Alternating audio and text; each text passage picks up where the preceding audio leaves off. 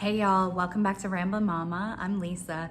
If you're new here and you're into deep dives on true crime, please consider giving me a subscribe. I think you'll like what you see. What's up, y'all? How have y'all been? I feel like it's been a really long time. My family had a stomach virus that took about a week for us to get over. That was no fun. But I have to say we got a little bit lucky because none of us were super sick at the same time. It seemed like first it was my husband, then it was me, then it was our daughter. Luckily, we're over it now. Yeah, I hope y'all are doing well and staying cool, enjoying the summer and hydrating.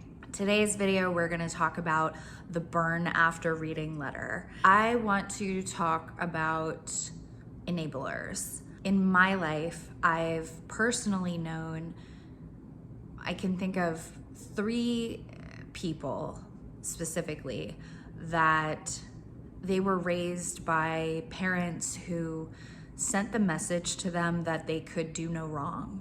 And basically they were not given boundaries and they were enabled to have really bad behavior. The one that I often think of, he is my age and we grew up in the same circles, and when we were in our mid-20s, he ended up going to jail for, let's just say, trafficking for a very, very long time. Then there are people that were close to my husband who had mothers specifically that enabled them, and both of these men ended up dying due to complications of drug addictions.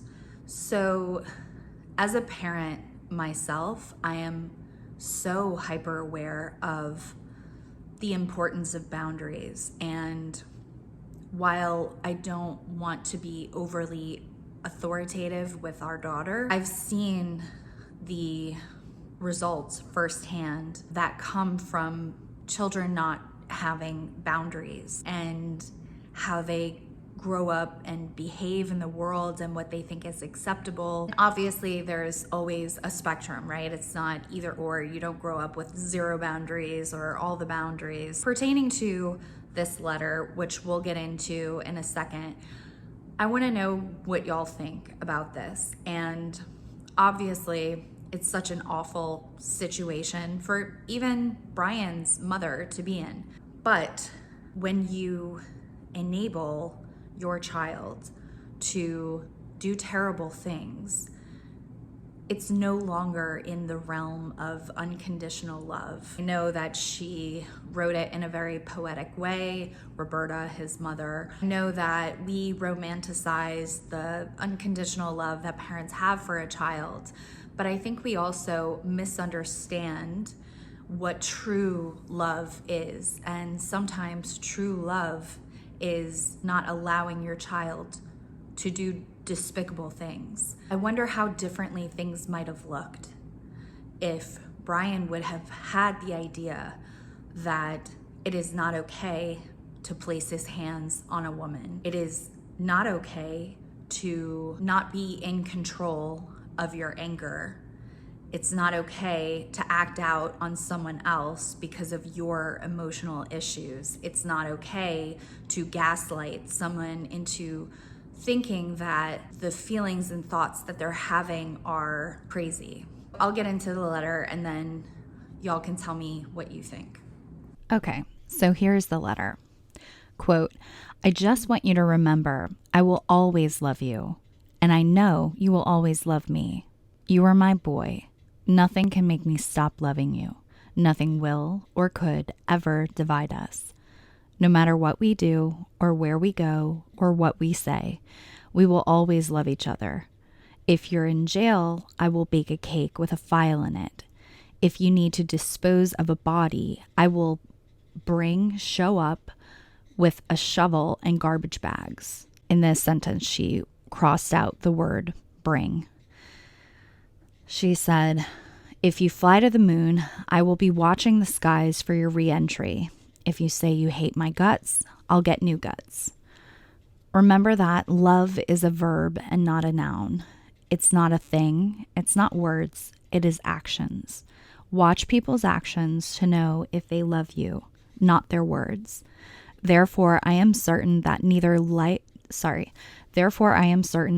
death nor life, nor angels, nor the ruling spirits, nor things present, nor things to come, nor powers from above, nor powers from below, nothing in the entire created world can separate our love.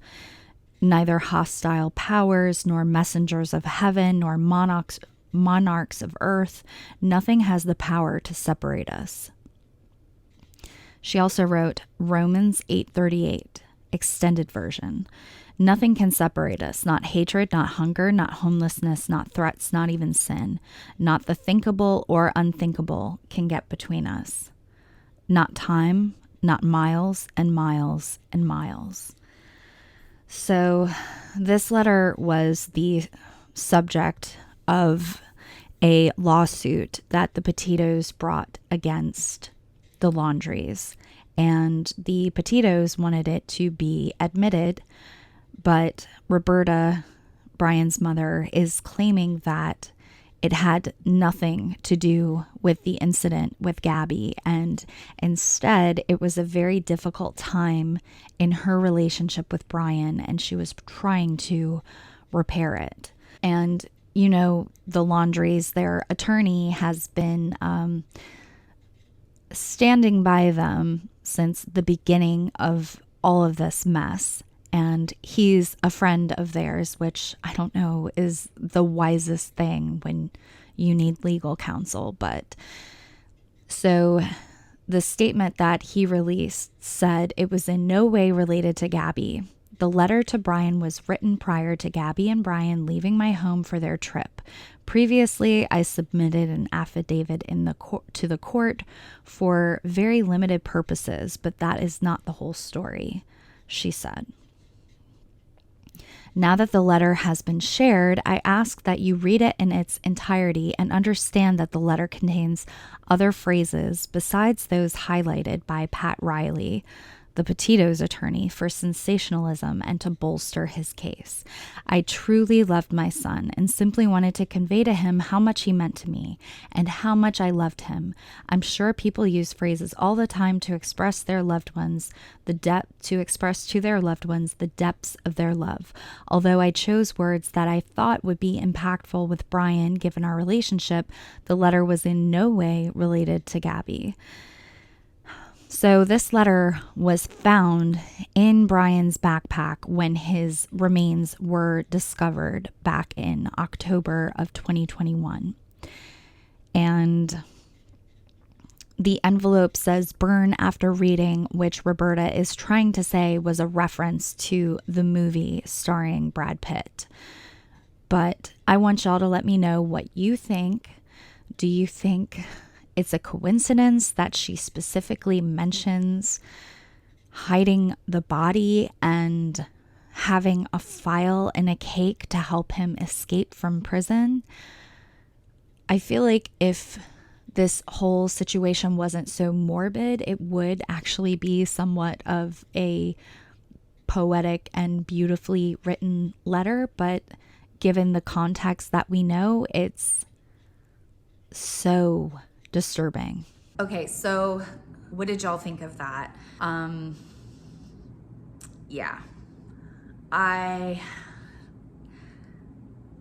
It's heartbreaking. I mean, Gabby was a lovely human and she was just starting out. Even when they were on the body cam and you hear her talking about starting a blog and something about Brian not being supportive of it and not believing in it. And I'm so sad that Gabby ever thought that she deserved that type of treatment.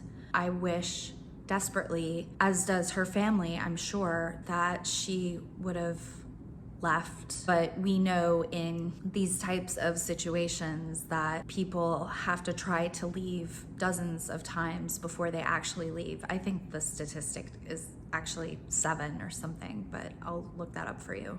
Another thing that this burn after reading letter makes me think of is Aiden Fucci, and his mother recently appeared in court to address the charges for basically washing crime scene evidence. And again, it's like, y'all, this is not cute. If you're grown enough to go and mutilate a young woman like that, then you can take care of your own genes. Sorry, this was kind of a tangent today. I'm trying to get videos out faster to y'all so that I don't have as much to edit and all of that. I recently started taking Scott Rouse and Greg Hartley's body language tactics course. So I'm going to have a full review of that in an upcoming video. I'm nearly done with it now that I'm a body language expert. I wish. But yeah, that's gonna be it for me today. Please let me know if y'all have any case requests or anything you want me to take a look at. I'm always open to new ideas. And yeah, something that I've been thinking about a lot lately, not to get too woo-woo or anything, but you know, in a very practical way, I worry about the toll that consuming so much true crime takes on a person. It's that whole thing of where you place your attention is where you place your energy, and I don't know where I am with that. I know it's good to be cognizant of the world that we live in. I don't think it's a bad thing to have curiosity about our shadow side, or whatever you want to call it. And I do think that there's a lot of opportunity to learn from these situations, even though they might be more drastic than the ones that we find ourselves in. But still, there's so many learning opportunities in them for everyone, I think.